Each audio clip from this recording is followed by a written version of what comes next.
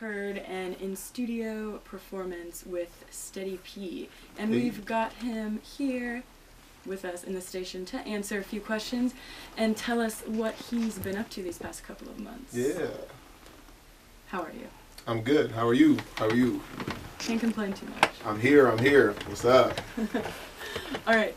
So you mentioned before your performance that you recently released a free mixtape. Yeah. Just recently on Election Day, we released a mixtape called While You're Sleeping Too, End of the World Party. It's we have a first one. We dropped that in 2010. This is kind of like the sequel. And this time around, instead of me just trying to just do new music, I thought it would be fun to kind of theme something with kind of some of the feelings and thoughts that I had going on, like with the election and how people are thinking right now, how people keep talking about the end of the world and all that. And the metaphor on it is kind of like the end of the world party, like a political party. The colors of it are green and red, and we will not honor the blood and we won't honor the money. And it's just kind of like a play on it. It's not super serious. It's more like a satire, and that's the EP. And then the second half of it are like remixes of our latest material. So nice. And what songs did you perform for us? I performed songs off the EP. The first song was Planet Erupts. That's by produced by local producer Info Gates. He does stuff for like Cess Crew and stuff. Second track was Wait a Minute. That's produced by Charlie Beans out of Detroit. And that track also features Mac Lethal on the mixtape. And the third track was End of the World Party. That's produced by Matthew Sawicki, my engineer. And yeah, it's all free download stuff. SteadyP.com, Indyground.com. Awesome. And you said there's kind of a overall satirical theme to the album. Does to the EP. Yeah. The EP, excuse me. Sure. Does each song have its own kind of specific story or plot line, or do they all kind of correlate? They actually, I think they correlate. If you follow my music, I've been around here for a little bit. You know, I think we opened up for Quali, I think in like 2008. So that's like 4 years ago. You know what I'm saying? And then we've been coming to Lawrence ever since. And if you keep up with our music, you can kind of see some of the themes. But you know, we're independent as a label, and we work hard to kind of make sure that we support ourselves through our means and through our music. And we pretty much write about that stuff. And a lot of it's themed in traveling, kind of making fun at the whole money thing. Everyone needs to get money all the time, and it's like you can live within your means. You don't have to be at the top of the mountain. You can go get a little mountain. You know what I'm saying? I get that. Just trying to get a degree here. Exactly. No, I hear you. So have you always been political? You know, early in my career, I think when you're young, you're always like radical, want to revolt. And I think as it went on, I got older, you know, you start getting like grown man problems or like just like more real stuff when it comes to like being out on the road and trying to have a music career. And I don't want to always talk about that stuff in the same light that everyone else does. You know what I'm saying? It's more of a reformed Revolt now as compared to... It's taxing to hear people do that. And we like to have a lot of fun at our shows. So, and also it seems like rappers, like everyone always wants to hate and everyone's always so negative. You know, I'd much rather, you know, try to influence my people and my following to like do better, you know, figure out how to start a business on your own, figure out how to take the downtime from your job to do something productive for yourself. Like I'm rooted in some of the things that say maybe like KRS was doing. It's so lost now, but at the core of it, like we're still about that stuff, you know, and I think that's what our music is about. That's great. Yeah. And so you said this is, and you clearly have a lot of opinions and feelings, and you said this is your EP, so do you plan on, what's the next step? You know, we release music every year. The next step's more music. I think as we keep going forward, we're starting to talk about some book ideas and some DVD ideas, stuff like that. I was waiting to hear that. Yeah. I think also like show-wise, just like working on the production of it. You know, everyone can perform and everyone can rap and everyone, you know, but I think now, you know, trying to bring in like maybe more live band elements. We've been bringing our engineer out here and there on tours to play guitar and live drums and things. Technology's so fun with music. It's like, man, what do you want to do this year? You know, what can we implement? And DJ Moth, my tour DJ, he's about to start doing the whole Video Serato thing. You got the new machines and beat machines. You can play those live now. It's just so many toys. It's real exciting to think about what we're going to implement in the future. So when you said you're starting to go on tour, who are you touring with? We've been sharing some dates with Blueprint from Rhymesayers, but we've been touring on our own, me and Moff, now for 3 years. Oh, wow. Yeah, since 2009. And what is touring? How far do you tour? We tour probably like every time that we go on tour, we'll hit somewhere between, I'd say like 15 to 20 cities would be your average, but sometimes we'll do more. I remember in 2011 we did like 35 shows in 52 days. That was pretty cool. Just this past November, like we're finishing up a tour this week, and Moff started with a DJ tour the first week of October.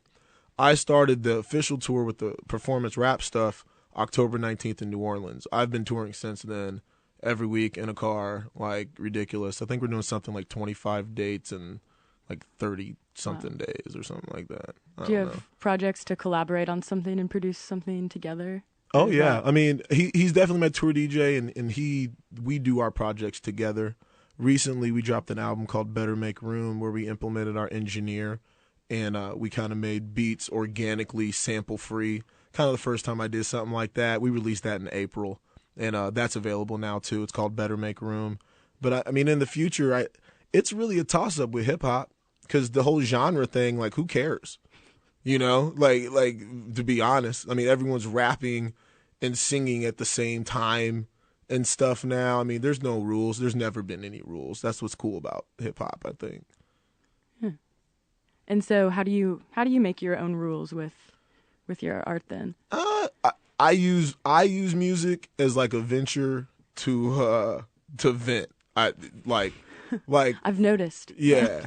Yeah, that's what I use my music for. So I think at the end of the day, regardless of what's going on in the music industry, I don't really care. Like, I need to make music in order to breathe and let off, whatever's on my chest, as opposed to like running my car into people on the road. I prefer that too. Exactly. You know what I'm saying? Like, everyone's got their vice, You just got to figure out what works for you. Would you say you vent with a purpose, though? Absolutely. Absolutely. Because a lot, unfortunately, my man Jarvis said today, we don't give, no one gives, people credit for just being stupid anymore. Everyone doesn't know everything. Like, we're starting to move towards an age where people are more intelligent because of technology and the internet and stuff. But for the most part, let's not assume that everybody knows what the hell they're talking about. And a lot of people do that. See, I think I'm in, maybe just going to school, I'm in more of a intellectual sort of bubble, because I feel like technology has made us less intelligent. Yeah. Yeah. To an extent, it depends who you're around, though. That's true. It's like, it's unfortunate because like sometimes people will see us on the road and we're touring, and they always ask us like, man, why does this video not have more views, and why haven't you guys blown up yet? And I'm just like, man, like, for the most part, I'm not going to assume that the majority is full of, like, people that might get my music. You know what I'm saying? Like, if a lot of people don't like what's in the mainstream, then it seems like the majority of people just aren't very smart. So you think with so many places to go on the internet, people are just informed more, too, absolutely. You think? And they have a choice. And that's the thing. You have a choice. And so, I hear people, they always talk about how, oh, music sucks these days. I mean, you gotta dig for the right stuff. Oh yeah. You gotta dig for something good. It takes time. And why not? And because the reward is much better once you find it. You're like, yes, I've been looking for somebody like this. All right, who have you recently found that has satisfied that craving? Okay, I'm really liking Joey Badass out of New York, just because he's got this rooted kind of throwback sound, but he's young and he's new. I throw in there, even though I've known him for some time now, POS out of Minneapolis, I think does just a great job of like blending genres. And it's just interesting, like you've heard hip hop done the same way for so long. Sometimes when you hear it done new with a twist, it's exhilarating. It's exciting. It's like, yeah, we still out here, And locally speaking, who influences your sound? Are you kind of do you influence people's sound? I think that's tough. Like not like because in Kansas City, you know, there are your usual suspects. I think I'm more influenced these days by kind of like how these guys started their career, you know, and I'm more interested in like how they did that. But like where I come from, if you sounded like somebody else, like that's not tight. Like you're biting.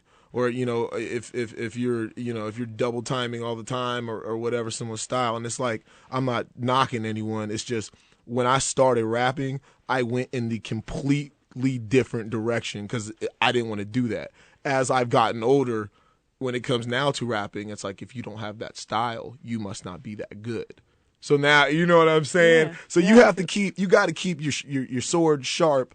But, you know, I think, man, growing up, I'm gonna say Deltron 3030. When I was a sophomore in high school, that album ruined me. In the good way. In a great way. Yeah. All right, we are about to get kicked off because you guys should stay tuned in though, because the KJHK sports crew is going to cover the KU basketball game versus San Jose State. So just really ain't gifted.